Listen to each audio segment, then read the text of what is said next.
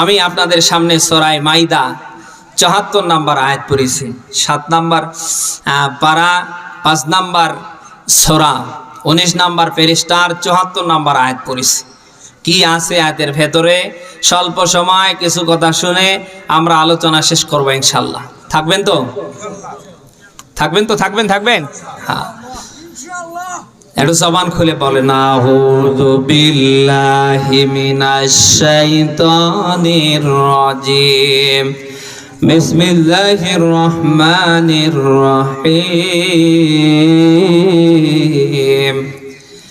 আফালা ইয়াতুবুনা ইলাল্লাহি ওয়া ইয়াস্তাগফিরুনা আল্লাহু গফুরুর রহিম।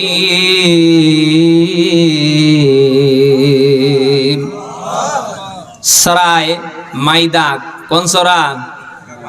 হ্যাঁ, ৭৪ নম্বর আয়াত আমরা পড়েছি। বাড়িতে গিয়ে মেলাবেন। আল্লাহ পাক বলেন, আফালা ইয়াতুবুনা ইলাল্লাহ, ও বান্দা তোমরা কি আমার দিকে ফিরে আসবা না? ওয়াস্তাগফিরুনা, তোমরা কি আমার কাছে ক্ষমা চাইবা না? কে বলছেন? শুধু এই আয়াত বলে কথা না, কোরআনের অসংখ্য আয়াতে আল্লাহ তাআলা এভাবে আপনাকে আমাকে তার দিকে ডাকছে।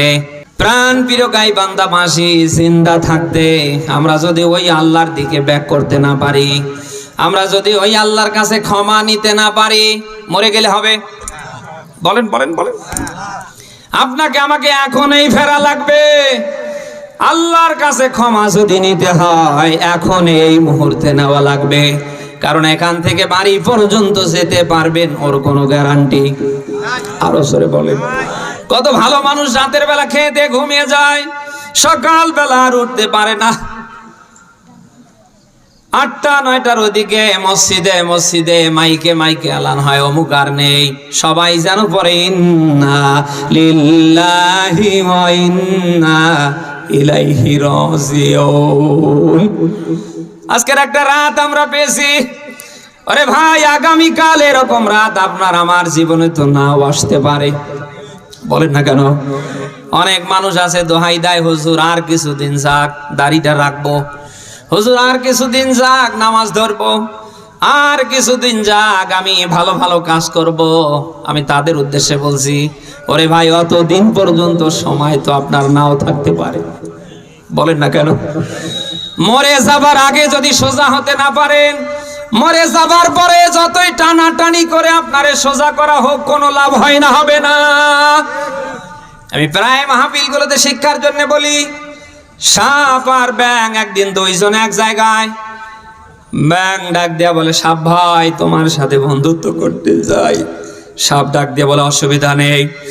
ব্যাঙ ডাক দিয়া বলে, সাপ ভাই এই যে আঁকা বাঁকা চাল চলনটা ছেড়ে দিয়ে আমার মতো সোজা হওয়া যায় না? সাপ কি পারে?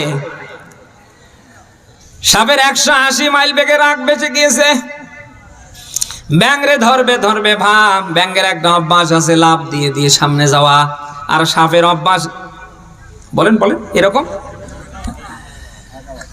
ব্যাঙ দেখছে না সত্যি তো আমার তাড়া করছে, তো আমার খেয়ে ফেলবে। ব্যাঙ লাফ দিতে দিতে রাস্তা পার হয়ে দেখে পুকুর, ও লাফ দিয়ে আস্তে করে পানির নিচে চলে গিয়েছে। সাপও ব্যাঙের পিছনে পিছনে যাহা রাস্তায় উঠেছে, এক রাখাল ওদিক থেকে আসছে, ওর নজরে পড়েছে কি গো সাপ। ও আর সাপকে ওইভাবে রাখে নাই, ওর হাতের লাঠি দিয়ে ওরে ইচ্ছা তারে পিটিয়ে মেরে সোজা করে ওর মতো চলে গিয়েছে। ২-৩ ঘন্টা পরে ব্যাঙ মাথা উঁচু করে দেখে সাপ আর নেই। আস্তে আস্তে উপরের দিকে আসে, সাপ দেখা যায় না। একেবারে যখন রাস্তায় উঠেছে দেখে সাপ যেন একেবারে সোজা হয়ে আছে। ব্যাঙ আনন্দে উল্লাসে সাপের কাছে চলে আসছে লাফ দিতে দিতে। এসে দেখে সাপের কোথাও চিকন, কোথাও গোটা শরীরটা যেন একেবারে রক্তাক্ত দিয়ে ভরা। সাপের কানের কাছে ব্যাঙ এসে ডাক দেয়া বলে, সাপ ভাই একটু আগেই তোমারে বললাম অন্তত সোজা হও।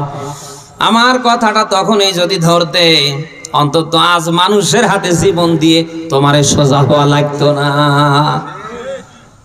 ঘটনা বলার উদ্দেশ্য আমার না। আজ অনেক মানুষ আছে মসজিদে জমায় খতিব সাহেবের কণ্ঠে কাছে আপনারা অনেক কথা শোনেন, অনেক হুজুররা অনেক ভাবে আপনাদের বোঝায় যে ভাই এখনো সময় আছে, সোজা হন, ভালো হন। অনেকে কিছু মনেই করে না, অনেকে মন্তব্য করে হুজুরদের কাজ বলা, ওরা বলেই যাবে, বলে না কেন? গাইবান্ধাবাসী কি বলছি, যদি নেবার থাকে আশা করছে আপনি নেবেন। আপনাকে সোজা হওয়া লাগবে এখনই, মরে যাবার পরে আমার মতো হুজুরেরা গরম পানি দিয়ে গোসল করে, যত টান দিয়ে সোজা করে খাটলিতে দেখ, আর কোনো লাভ? আরো জোরে বলেন। কিচ্ছু নিয়ে যেতে পারবেন না, কিছুই নিয়ে যেতে পারবেন না, আপনাকে কিছুই দেয়া হবে না, শুধু একা একা চলে যাবেন। এই যে দুনিয়ায় 90 বছর 80 বছর হায়াত পাবার পরে যেখানে যা করছেন একটাও বাদ যাবে না, সব আল্লাহ ওই দিন আপনার সামনে হাজির করবে। এ ক্ষমতা আল্লাহর আছে না নেই? ভালো হিসাবে যেটা করলেন, মন্দ হিসাবে যেটা করলেন, দুইটাই কিয়ামতে আল্লাহ আপনার সামনে হাজির করবে। আল্লাহর হাজিরের সিস্টেম কি? ওই দিন আপনার জীবনের আমল নামাটা আল্লাহ উপর থেকে উড়িয়ে দেবে, উড়তে উড়তে কারোর ডান হাতে আসবে, আবার কারোর বাম হাতে পিছন থেকে আটকা পড়বে। নবীজি বলেন ওই দিন যারা ডান হাতে আমল নামা পাবে তারা ওই দিন আনন্দের সাথে জান্নাতে যাবে, আর যাদের আমল নামা পিছন দিক থেকে বাম হাতে এসে আটকা পড়বে ওদের দুঃখ দুর্দশার আর কোনো শেষ থাকবে না। গাইবান্ধাবাসী এই জন্য অনুরোধ করে বলছি, জানি না সময় কার কতটুকুন সামনে আছে, অন্তত এখন এই মুহূর্তে সিদ্ধান্ত নেন, আমি যা করেছি ভুল করেছি, আর সামনে করব না। আমি যা করেছি এতদিন অন্যায় করেছি, আমি আর সামনে করব না। বিশ্বাস করুন, আপনি যদি আল্লাহর দিকে ফিরে আসার মতো ফিরে আসতে পারেন, আপনি যদি আল্লাহর কাছে মাফ চাওয়ার মতো মাফ চাইতে পারেন, পূর্বের যত অপরাধ অন্যায় আপনি করেছেন একটা আল্লাহ রাখবে না, সব আল্লাহ রদবদল করে নেকি বানিয়ে দেবে। সূরা ফুরকানের 70 নম্বর আয়াতে পাবেন, আল্লাহ পাক বলেন ইল্লা মাউতাবা ওয়া আমানা ওয়া আমিলা আমালান সালিহা ফাউলাইকা ইউবাদদিলুল্লাহু সাইয়্যাতিহিম হাসানাত ওয়া কানা আল্লাহু গফুরুর রহিমা। বলেন আল্লাহু আকবার। আয়াতটা কোরআন শরীফে আছে তো? আল্লাহ পাক বলেন তারা বাদ দিয়ে যারা অন্যায় অপরাধ করার পরে তাওবা করে আমার দিকে ফিরে আসে, ব্যাক করে আর ভালো কাজ শুরু করে, আল্লাহ বলেন ওদের অতীত জীবনের যত অপরাধ সব আমি আল্লাহ রদ বদল করে নেকি বানিয়ে দিই।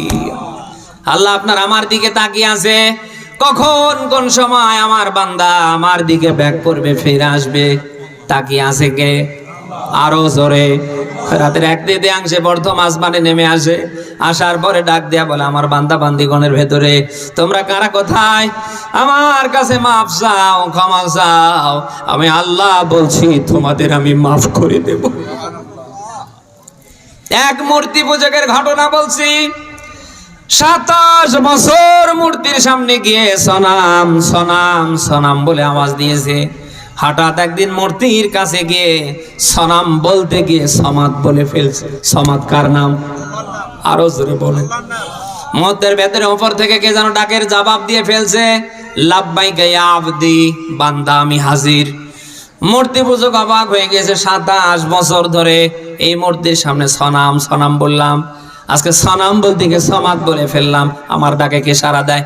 ঘর থেকে বের হলেন, ডানে তাকায়, বামে তাকায়, সামনে তাকায়, পেছনে তাকায়, কাউরে যেন খুঁজে পায় না।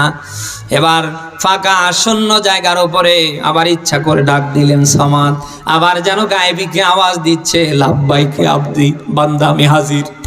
সুবহানাল্লাহ বলতে পারেন না? গাইবান্ধাবাসী, ঘটনা বলার উদ্দেশ্য আমার না, এখান থেকে শিক্ষা আছে। আল্লাহ বারবার আপনার দিকে তাকিয়ে আছে, আমার বান্দা অন্যায় করেছে তাতে কি হয়েছে, আমার বান্দা অপরাধ করেছে তাতে কি হয়েছে, অসুবিধা নেই। আমার বান্দা যদি আমার দিকে ফিরে আসতে পারে আমি আল্লাহ বলছি মাফ করে দেব। দুনিয়ার মানুষরা অন্যায় করতে অপরাধ করতে ভালোবাসে, আর এটা মাফ করতে ক্ষমা করতে ভালোবাসে? বলেন বলেন। অন্যায় অপরাধ করতে আপনি আমি যেমন ভালোবাসি, এটা আপনার আমার যেমন কাজ, আল্লাহ ক্ষমা করতেও ভালোবাসেন, ক্ষমা করা তার কাজ। অতএব যা করেছেন ছেড়ে দেন, বন্ধ করেন, এখনো সময় আছে, ফিরে আসেন। যেহেতু কিয়ামতে আল্লাহর আদালতে দাঁড়াতে হবে, যা করেছেন কোনোটাই যেহেতু বাদ থাকবে না, সব যেহেতু আল্লাহ সামনে দাঁড় করাবে, ওই দিনের ভয় সামনে নিয়ে আমাদের ভালো ভালো কাজগুলি আরম্ভ করার দরকার আছে না নেই?